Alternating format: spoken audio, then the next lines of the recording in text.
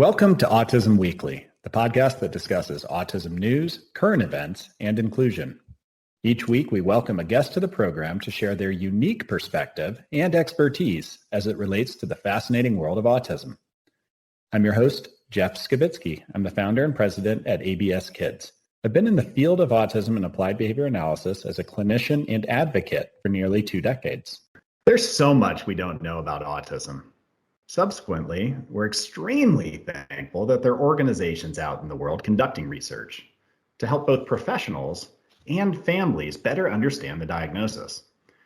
Today, we're excited to speak with Scientific Director for Spark for Autism, Dr. Pamela Feliciano, about Spark's important work as the largest genetic study of autism ever. In order to find answers for families and individuals on the spectrum, they need to understand what makes each of these children, adults, unique, and what connects all of these genetic components. Spark does this through studying genetic, behavioral, and medical information. As an autism parent herself, Pamela is personally connected to this passion and leading this project, and we're so excited to learn more. Pamela, welcome to the podcast. Thanks for having me today, Jeff.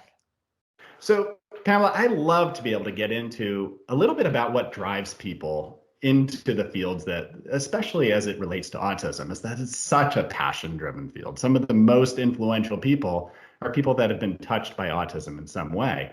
Do you mind giving us a little bit of a background about both your personal and your professional experience and how those interweave?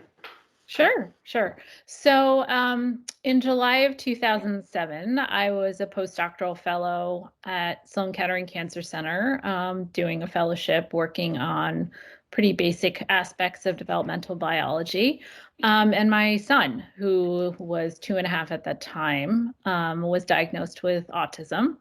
And on that day, when the doctor told me, I think that your son has autism spectrum disorder, it came as quite a shock.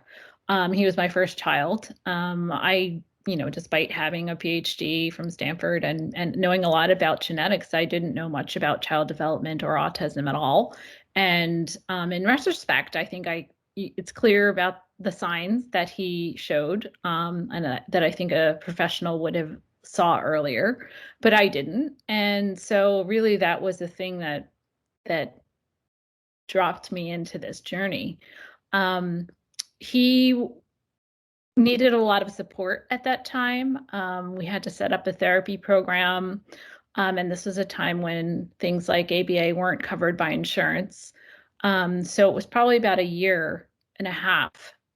So when he turned 4, he was finally in a program that was supported by the district that we were living in. And he was in a full-time ABA program. And he was also getting ABA at home.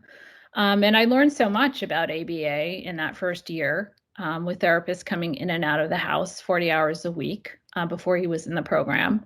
And, subsequently for the past decade and more, I've been an ABA mom. And, every single day, almost, except Sundays, we have an ABA therapist come into the house. And it's been quite a journey. Where's that intersection then? Is that so? I mean, it sounds like the treatment part has played such a big part of your life. Your background in genetics, was it just a kind of an inquisitive sort of path of saying, hey, you know what, I want to explore this deeper. I really want to understand how we went from... I think that so at the time I was just starting my scientific career. When he was diagnosed, I left briefly, I took a leave of absence just because he needed so much from me. But when I came back after he started the program when he was 4, I knew I wanted to stay in science, but I didn't know what I could do. And I was really only trained to be in basic developmental biology research at the time. So I took a job at a publishing company called Nature Publishing Group. They publish premier scientific journals. And so I was an editor at Nature Genetics. And in that way, I spent 5 years there, and I really was able to learn a lot about the genomics of everything. So we cover publish very broad articles on any topic in genetics. And so I spent a lot of time learning about human genomics and cancer and all kinds of neurological conditions. And I knew that there was an organization called Safari, the Simons Foundation Autism Research Initiative in New York City, because that's where Nature was also. And also people from Nature had gone on to Safari. And I contacted them and, started talking to them. And eventually I was able to get a position there, working with Dr. Wendy Chung, who is the PI of Spark. At that time, Spark wasn't a thing yet. It was just an idea. We knew from previous work that Safari had led that sequencing of thousands of families in autism would be a fruitful endeavor. But the technology and the funding really wasn't there to push it forward.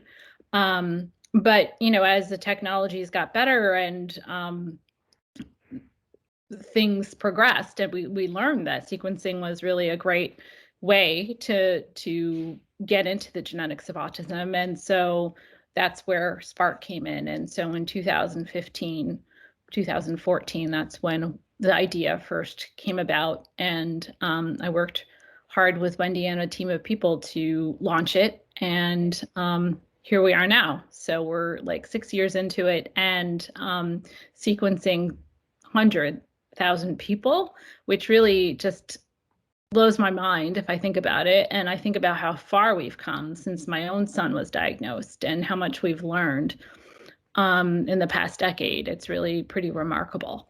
And we're continuing to learn so much more. So I think it blows my mind at times just thinking about where we've come. And of course, information is power. But I mean, we went from thinking that autism was caused in the 1940s by bad parenting all the way through getting to a real classification system, which is still evolving on those behavioral characteristics. And now we're starting to get a little bit more knowledge from genetics. And where is that going to take us? Like, what is the value of understanding the genetics? Where does that tie in when you're talking to families and understanding what Spark is going to be able to contribute? Yeah, it's a hard thing to do because you have to walk a fine line between over-promising and under-delivering. I don't want to do either of those things, but I think that it is important to see what could happen. I'm not saying this is definitely going to happen, but I think one thing that may happen in the future is that there will be pharmaceutical treatments for the core symptoms of autism based on our genetic understanding of what causes autism, the totality of autism. And I think that those treatments could help people with autism who need it. People who have severe communication problems, like my son. He is verbal, but he is far from age appropriate on any language or communication scale, and he could really use some support in his communication skills. And I do think that there will be treatments in the future for these core symptoms. And other core symptoms that include like repetitive and restrictive behaviors. I think this is obviously a spectrum, but I do think that eventually there will be pharmaceutical treatments for the core symptoms of autism based on what we know about the biology of autism. I don't know when, I don't know exactly how, but I do think that these are possibilities. And to have those tools in conjunction with a very effective behavioral program could lead to much better outcomes and help people with autism reach their potential. We don't want to change people with autism. We don't want to cure autism. I think that my son's autism is he's a delight. Everyone loves my son. His teachers love him. They find him very endearing because of all of his quirks and traits and his autism and himself. And, we wouldn't change that. But could he use some support? Definitely. And I think of those things as the ultimate goals out of what we can learn and what knowledge of biology can give us in the future. Yeah, and I think that's such a wonderful goal to have. It's not changing somebody, but it's better understanding. And I think there's precedent out there in the genetic world with med management Oh, of on, course. how it interacts. And there's got to be that same component because a lot of children with autism have different digestive issues, have different, like you said, stereotypical behaviors, Mhm. or just being able to manage anxiety or depression. Right. And some of these, it's nice to know your genetic makeup to know which medicines are best going to affect your treatment. And is that some of the precedent that you all have seen across other fields? It can't be new to autism. Yeah, yeah. I mean, I think in terms of precedent for other fields, we draw for a lot from the precision medicine field in cancer. I think there are some really strong precedents for people with specific cancer mutations in certain genes where, that tells doctors what drugs and what are going to be effective to target those cancers.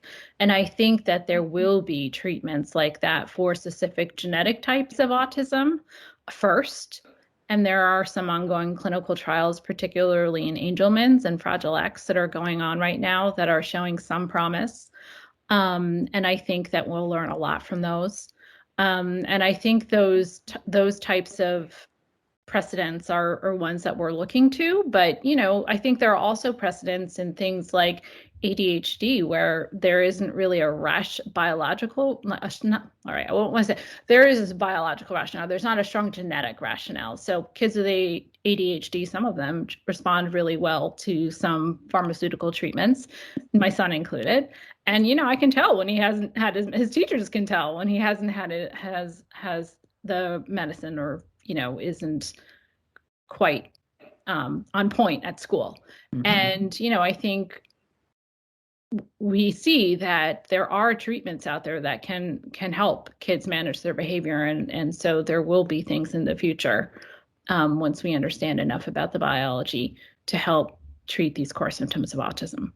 And I would, as you've been going through, I think that you guys have recruited over 60,000 participants, and it's a growing thing because you need that database. Yes. But I would imagine there's that the understanding of how genetics are used probably sparks a lot of questions from families. What sort of questions have you run into that, I mean, I guarantee there's probably a lot of debunking as far as what's going on, as well as confirming. I mean, Right. what do you see as far as parent concerns or questions or? There are so many. It's hard to know where to start with this question. But, I think that there are certainly a lot of questions about privacy, and those are really important. We take privacy very, very seriously. The data that you give us is given to researchers who are qualified. So that by qualified, that means that they are at an institution that signs our research distribution agreement. And, by doing that, that means that there's a big institution that is backing this researcher and helping the researcher abide by all of our rules. You can't use this data for things other than scientific research, basically. You can't use it for profit. You have to use it for scientific goals. And it's not like this data is open to the entire world for people to mine. It is used in the scientific community appropriately, but it's not open for the entire world to look at. I think that we do what we can and abide by the strictest policies that are feasible for us to keep people's data safe. And I hope that helps people understand. I think a lot of people worry that we're selling their data.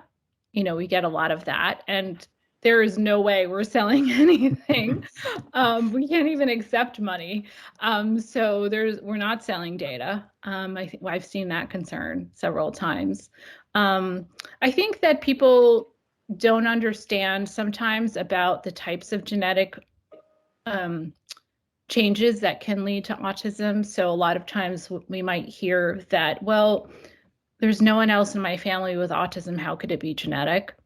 And so there's this concept of de novo mutations. So these are changes that happen directly in the sperm or the egg that formed the child with autism. And so by that, you're kind of inheriting from your mom or your dad in the sense that they're passing on their genome to you through their germ cell. But it's not like the mother is or the father is having the genetic change and also having autism. So I think that's one thing that people have a misunderstanding about. Trying to think of others, but I think safety is definitely a big one. Yeah. I mean, just hearing all of this and just knowing how confusing getting that diagnosis, which I'm sure, yeah, I mean, you experienced, and that was a long time ago, is okay, so what does this even mean for my life? And then understanding genetics is that one of the things that at least we've spoken to parents about, there is value to this. It's contributing back to that overall data, that research that hopefully will help us get a better understanding, better advocacy, better treatments. Is that, I mean, if you were to sum up an overarching goal for the Spark program and what's being done, I mean, is that really where it's going? Absolutely. And I thank you for bringing that up. I do think that it is important for families to participate in research basically to make sure that their child's story and their child's journey is heard in research. I think that it's really hard for parents to participate in research, and I totally understand that. My son has 15 hours of therapy outside of school every week. And, Saturday morning, I'm driving him to PT and taking him to all of his therapies, like every Saturday without fail for the past 15 years. So I totally get it. And, but it is important for us to advocate for our kids and to make sure that their journeys are heard. I can think of like a recent example. So that's a good analogy, I think, that people will relate to. So this week, my son, he's like 17 now, so they're teaching him lifelong skills. So he's being taught to cook, and he's being taught to exercise, two of which both things he's like not a fan of. So he has to cut an onion, he hates onions. And actually there's another autism backstory to that too, but he hates onions. He has to chop the onion, and every day I hear him, the therapist, and he was really complaining, and the therapist doesn't know what to do. Like, why can't he cut this onion? So I go down there and I'm like, I think if you give him one of these face shields, like the COVID face shields, he will cut this onion, and sure enough, I found this face shield. He was fine, like cutting the onion. And, it's just being there to advocate for him and to be able to be his translator and to say, even to this therapist who literally has been working with him almost every day for the past 3 years, this is what he needs. And this is why. And it's the same thing in research, like being able to be there to make sure that their story and their journey is heard. And also, from a genetic standpoint, everyone on autism is different, and there are more differences than there are similarities. Eventually we will converge and have a genetic convergence and biological convergence and understand autism, at a higher level. But right now these things are difficult. And because autism is so different in everyone, it is important for everyone to be sequenced if we, for us to sequence, as scientists, to sequence as many people as possible. And so I think, there's a similar analogy there. Just being there to advocate for your kid and for them to be part of research. And I love how you tied that back into, the treatment component to it, because one of the things, and this is coming from a practitioner viewpoint, that I'd be saying would be wonderful over time to have better understanding is when you are looking at a child, and every child is unique. But if there's ways to be able to almost group to understand a little bit more about it, it helps for programming. It helps for prognosis. It helps families. Yeah. I mean, I knew that shield was going to be what he needed, because I knew he was just like reacting to the sensory of like, he hates the smell. He hates, like he just has an oversensory reaction to some things, not everything. So I just knew that the shield was going to work. But when you were talking about the time commitment, and most families go through this process of, how do I make everything work? If I don't do this, am I going to feel guilty that I didn't, or that I chose this over this? And there's so many things going on. If I remember correctly, is that the time commitment to participate in something like Spark is that it's been minimized as far as the amount of effort, is that you all have done things to make it easier to be able to do.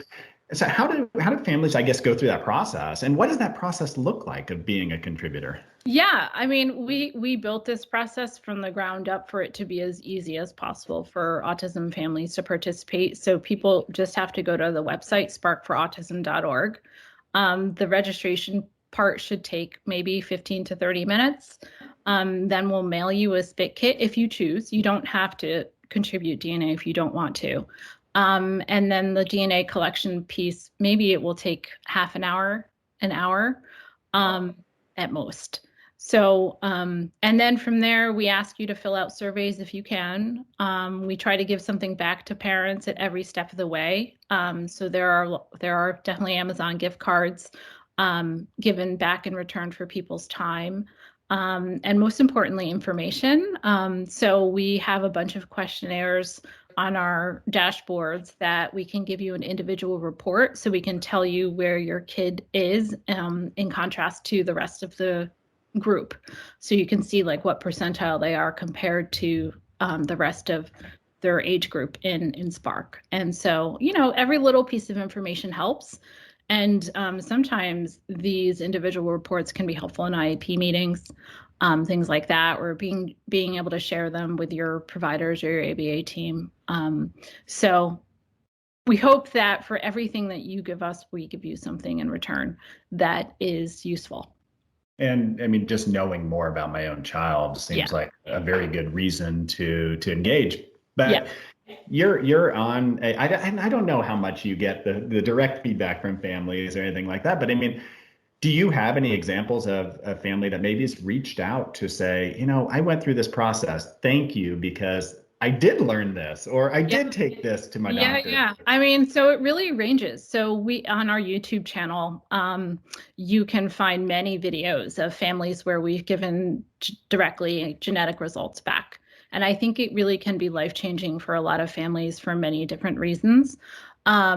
So overall for Spark, for people with autism in Spark, we're able to find a genetic diagnosis in about 10% of kids. If you are, if your child has intellectual disability or epilepsy, the chances are higher that we'll find something.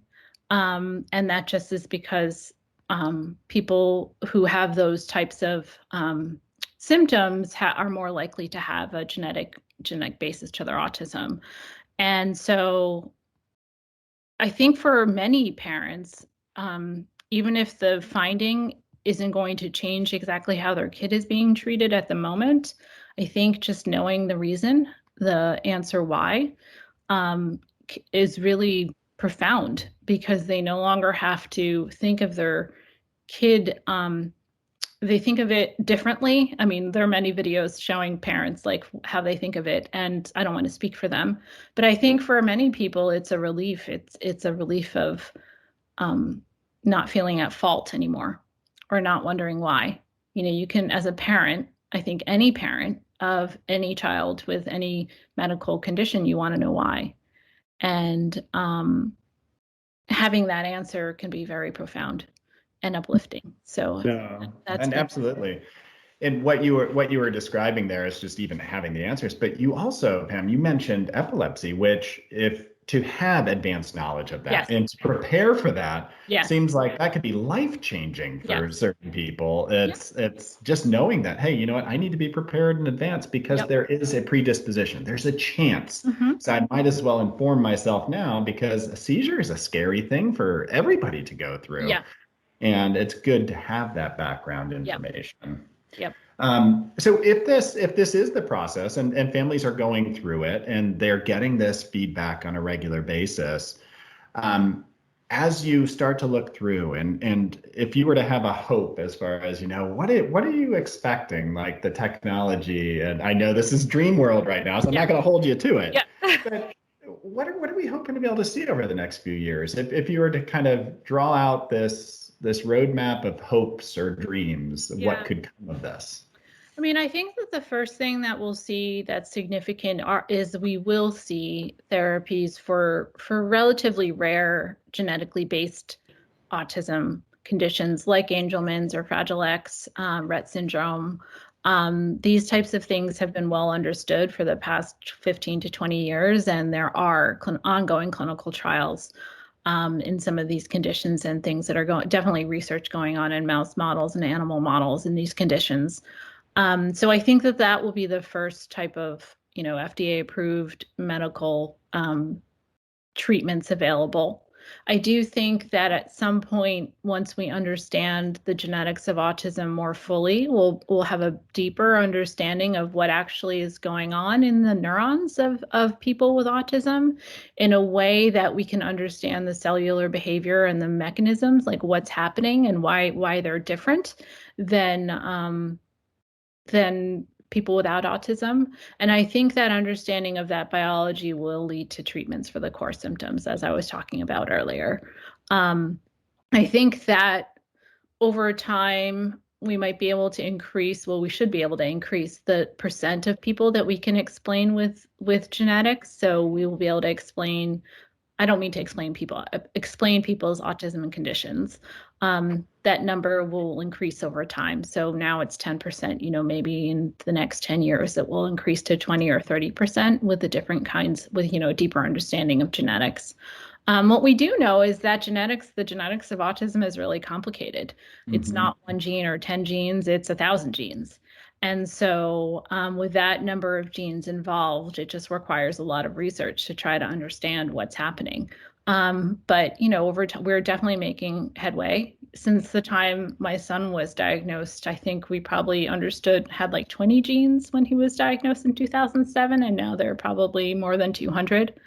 And so, with that information and more research, that information will become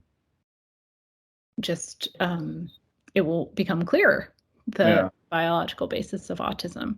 And so you'll explain it better.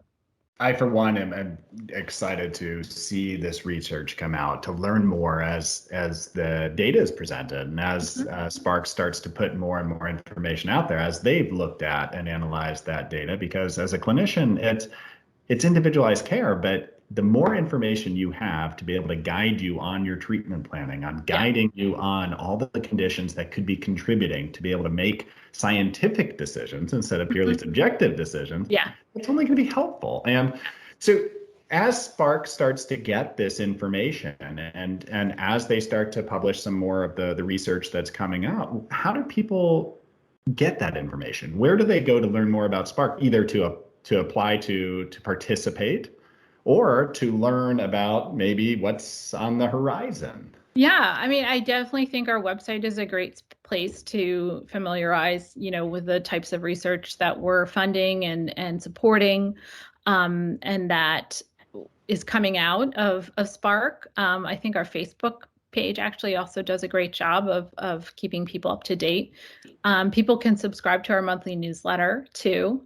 But I think our website and the YouTube channel, the social media channels too, are great sources of information for family. We really try to pack the scientific information in, but also to make it lay friendly so that people who aren't scientists can understand. I think that, the more that's coming out, the more that you all are able to do, and the more that people are engaged in your project, I can just imagine that we're going to have such a different technology of treatment in the next 10, 15 years because of this experience. Dr. Feliciano, I appreciate you coming on and talking about Spark. Is there any other specific tidbits of information or advice that you want to give to families or to practitioners on, the process or the value? Just some parting words. I would just say that participating in Spark is not just participating in the Simons Foundation Autism Research Initiative Spark, it's participating in all of autism research if you choose to. So I think that all of your efforts are amplified because of the way we openly distribute data to other researchers, and then also because we will tell you about other research studies that you may want to be a part of. And to date, we've matched more than 20,000 families to other research projects. And so we've created Spark not just for Safari to look at, but also for the entire research community to mine. And so I think that by participating in Spark, you really amplify your efforts and share your data, not just with us, but with the autism research community at large. I'm going to encourage that same sentiment. And I appreciate, once again, you coming on to the podcast to share. And maybe we can get you back on in the future to talk about some of the personal experience of your journey with autism with your own family and all that, because those are the stories that I love to go into, because it puts that personal touch onto everything. But thank you again, Dr. Feliciano. It's been wonderful chatting with you. Thanks. Thank you for listening to Autism Weekly. We hope you tune back in next week to learn more about autism in the real world. Autism Weekly is now found on all the major listening apps, including Apple Podcasts, Google Podcasts, Stitcher, Spotify, Amazon Music, and more. Subscribe to be notified when we post a new podcast. Autism Weekly is produced by ABS Kids. ABS Kids is proud to provide diagnostic assessments and ABA therapy to children with developmental delays like autism spectrum disorder. You can learn more about ABS Kids and the Autism Weekly podcast by visiting abskids.com. Thanks for tuning in. See you again next week.